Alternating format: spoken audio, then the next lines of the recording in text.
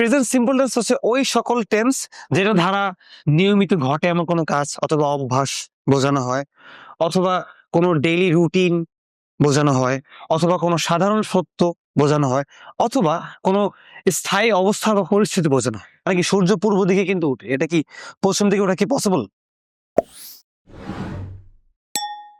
এখন আমরা দেখবো হচ্ছে প্রেজেন্ট ইনডিফিনিট টেন্স অথবা প্রেজেন্ট সিম্পল টেন্সের ডিটেইল একটা ব্যাখ্যা। ডিটেইল মানে হচ্ছে এইটা ধারা আমরা তো বুঝি প্রেজেন্ট সিম্পলনেস মানে হচ্ছে বর্তমানে যেটা ঘটে এটা হচ্ছে প্রেজেন্ট সিম্পল টেন্স। তো এখন আমরা দেখবো এটার বিস্তারিত এটার মধ্যে আর কি কি আছে। রাইট, তো প্রেজেন্ট সিম্পল টেন্স হচ্ছে ওই সকল টেন্স যেটা দ্বারা নিয়মিত ঘটে এমন কোনো কাজ অথবা অভ্যাস বোঝানো হয়, অথবা কোনো ডেইলি রুটিন বোঝানো হয়, অথবা কোনো সাধারণ সত্য বোঝানো হয়, অথবা কোনো স্থায়ী অবস্থা বা পরিস্থিতি বোঝানো হয়। এই সকল সবকিছু বোঝানোর ক্ষেত্রে আমরা কি প্রেজেন্ট ইনডিফিনিট টেন্স ব্যবহার করে থাকবো। রাইট, তো এইটাতে যাওয়ার আগে আমরা একটা জিনিস এখানে লক্ষ্য করি, যেমন এই যে প্রেজেন্ট ইনডিফিনিট যে টেন্স গুলো আছে এইগুলোর ক্ষেত্রে সাবজেক্ট এবং ভার্ব অবশ্যই তো আমাদের বসাতে হবে। যে কোনো একটা সেন্টেন্স বানাতে গেলে তো আমাদের কি সাবজেক্ট এবং ভার্ব বসাতে হবে। তবে এখন আমরা দেখি যে কোন সাবজেক্ট গুলোর ক্ষেত্রে কোন ধরনের ভার্ব হয়। তো যেমন দেখেন এখানে আই, ইউ, উই, দে, এইসব ক্ষেত্রে আমাদের ভার্বের কি বেস ফর্ম গুলো বসবে। রাইট, এগুলোর সাথে অন্য কোনো কিছু যুক্ত হবে না, যেমন ওয়েক, ড্রিঙ্ক, ওয়ার্ক। এই সকল সাবজেক্টের ক্ষেত্রে আমাদের কি হবে, ভার্বের একদম বেস ফর্ম গুলো বসবে। কিন্তু যখন আমরা এইসব সাবজেক্টের দিকে যাব, যেমন হি, শি, ইট, এই সাবজেক্টগুলো যখন সেন্টেন্সে থাকবে এগুলো দ্বারা সাধারণত থার্ড পারসন সিঙ্গুলার নাম্বার বোঝানো হয়। অর্থাৎ এগুলো হচ্ছে আমি আমি আপনি বাদে বাকি সবাই যারা আছে ওদেরকে কি বলা হয়, থার্ড পারসন বলা হয়। তো ওইসব ক্ষেত্রে আমাদের কি ব্যবহার করতে হবে, ভার্বের সাথে এস বা ইএস যোগ করতে হবে। যেমন দেখেন ওয়েক হয়ে যাবে ওয়েকস, ড্রিঙ্ক হয়ে যাবে ড্রিঙ্কস, ওয়ার্ক হয়ে যাবে কি ওয়ার্কস। এই জিনিসটা আমাদের মাথায় রাখলে কি হয়ে যাবে। তো এখন আমরা আসলে দেখি যে প্রেজেন্ট ইনডিফিনিট টেন্স কোন কোন ক্ষেত্রে ব্যবহার করা হয়। প্রথমে আছে হচ্ছে কি হ্যাবিটস অথবা রেগুলার অ্যাকশন, অথবা যেই কাজগুলো আমরা হ্যাবিচুয়ালি মানে অভ্যাসগতভাবে করি, অথবা রেগুলার অ্যাকশন কি মানে আমরা প্রতিদিন এই কাজটা করে থাকি। হ্যাঁ, এখন আমরা কিছু এক্সাম্পল দেখে আসেন। যেমন I wake up early every day, I wake up early every day তার মানে কি আমি প্রতিদিন সকালে তাড়াতাড়ি ঘুম থেকে উঠি। তার মানে কি এটা আমার একটা কি এটা আমার একটা রেগুলার অ্যাকশন, অথবা কি এটা আমার একটা অভ্যাস। আমি প্রতিদিন সকালে তাড়াতাড়ি ঘুম থেকে উঠি। যে প্রতিদিন সকালে তাড়াতাড়ি ঘুম থেকে ওঠা কিন্তু আসলেই ভালো। আর যারা না উঠে থাকেন তারা সকালে তাড়াতাড়ি ঘুম থেকে ওঠার চেষ্টা করবেন। তাহলে কি I wake up early every day তার মানে কি প্রতিদিন সকালে যেহেতু আমি ঘুম থেকে উঠি, এই ক্ষেত্রে কি আমাদের প্রেজেন্ট ইনডিফিনিট টেন্স ব্যবহার করতে হবে। আরেকটা এক্সাম্পল আমরা দেখি, she drinks T every morning, she drinks T every morning তার মানে কি সে প্রতিদিন সকালবেলা চা পান করে।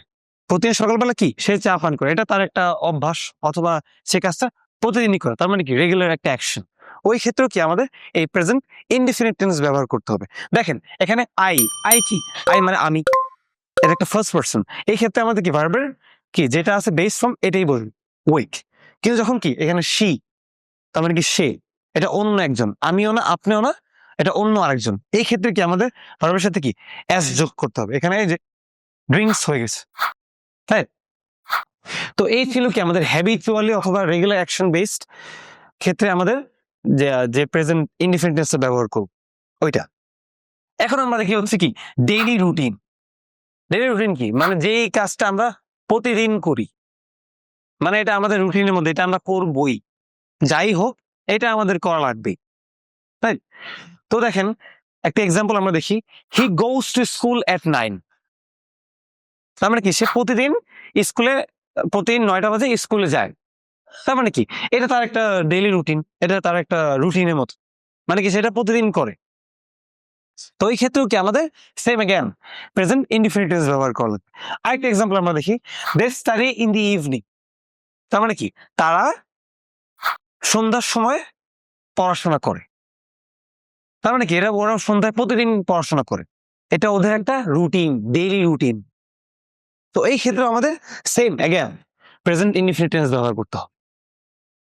এখন আমরা দেখি হচ্ছে জেনারেল ট্রুথ অথবা ফ্যাক্ট, মানে সাধারণ যে যত সত্য আছে ওই সকল ক্ষেত্রেও আমাদের কি ব্যবহার করতে হবে? Present indefinite tense. তখন আমরা চলেন কিছু এক্সাম্পল দেখি, যেমন the sun rises in the east, তার মানে কি সূর্য পূর্ব দিকে উদয় হয় অথবা কি সূর্য পূর্ব দিকে উঠে। এটা কি?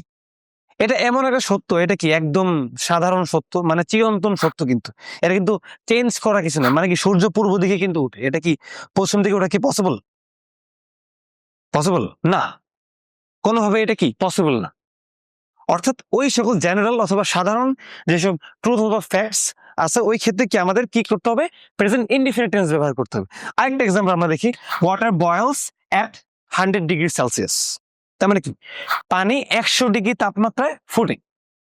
তার মানে কি পানি ফুটে কিন্তু 100 ডিগ্রি তাপমাত্রায়, এর কমে কিন্তু তাপমাত্রা কিন্তু পানি ফুটবে না, রাইট? তো এটাও কি, এটা কি জেনারেল একটা ফ্যাক্ট, মানে কি এটা একদম সাধারণ একটা তথ্য অথবা সত্য। তো এই ক্ষেত্রেও কি আমাদের same again present indefinite tense ব্যবহার করতে হবে। এইটা যদি ভার্ব গুলো আপনারা দেখেন রাইজেস, রাইজেস, যেটা যেহেতু সান একটা থার্ড পারসন সিঙ্গুলার নাম্বার, এই ক্ষেত্রে আমাদের কি রাইজকে আমরা রাইজের সাথে আমরা একটা এস যুক্ত করে দিব। এবং যেমন ওয়াটার কি একটা থার্ড পারসন সিঙ্গুলার নাম্বার, তো এই ক্ষেত্রেও কি আমাদের বয়েলের সাথে জাস্ট একটা এস যুক্ত করে দিব, শেষ হয়ে গেল। এখন আমরা দেখবো লাস্ট কি পার্মানেন্ট সিচুয়েশন অথবা কি স্থায়ী পরিস্থিতি অথবা অবস্থা, ওই ক্ষেত্রে আমাদের কি প্রেজেন্ট ইনডিফিনিট টেন্স ব্যবহার করা লাগবে। যেমন আসলে আমরা এক্সাম্পল দেখি, দে লিভ ইন ঢাকা, তারা ঢাকায় বসবাস করে। এখন কি তারা ঢাকায় থাকে, এটা একটা পার্মানেন্ট অথবা স্থায়ী অবস্থা না? তার মানে পার্মানেন্টলি কি ঢাকায় থাকে, এটা একটা স্থায়ী একটা অবস্থা অথবা পরিস্থিতি। ওই ক্ষেত্রে কি আমাদের অ্যাগেন প্রেজেন্ট ইনডিফিনিট টেন্স ব্যবহার করলে। তো এই ক্ষেত্রে দেখেন যেহেতু এটা কি এটা হচ্ছে প্লুরাল, তো এই ক্ষেত্রে আমাদের কি করা লাগবে? সাবজেক্ট ভার্বের বেস ফ্রম সিঙ্গুলার ফর্মটা ব্যবহার করা লাগবে। তো এই ক্ষেত্রে কি আমরা এখানে ব্যবহার করেছি কি live, which is a present form of verb. Okay, আচ্ছা লাস্ট এক্সাম্পল আমরা দেখি, হি ওয়ার্কস অ্যাট ব্যাংক, সে ব্যাংকে চাকরি করে অথবা ব্যাংকে কাজ করে। তো এটাও কি একটা হচ্ছে পার্মানেন্ট সিচুয়েশন অথবা কি স্থায়ী একটা সত্য অথবা কি পরিস্থিতি অথবা একটা অবস্থা, স্থায়ী। ও ব্যাংকে কাজ করে অথবা ও স্কুলে teacher, he works at school as a teacher. তার মানে কি ওই ক্ষেত্রেও কি এই জিনিসগুলো কি একদম একটা পার্মানেন্ট একটা সিচুয়েশন অথবা কি একটা অবস্থা, ওই ক্ষেত্রে আমাদের কি অ্যাগেন প্রেজেন্ট ইনডিফিনিট টেন্স ব্যবহার করতে হবে, রাইট? সো আই হোপ যে আপনারা প্রেজেন্ট ইনডিফিনিট টেন্সের সকল ব্যবহারগুলো বুঝতে পেরেছেন।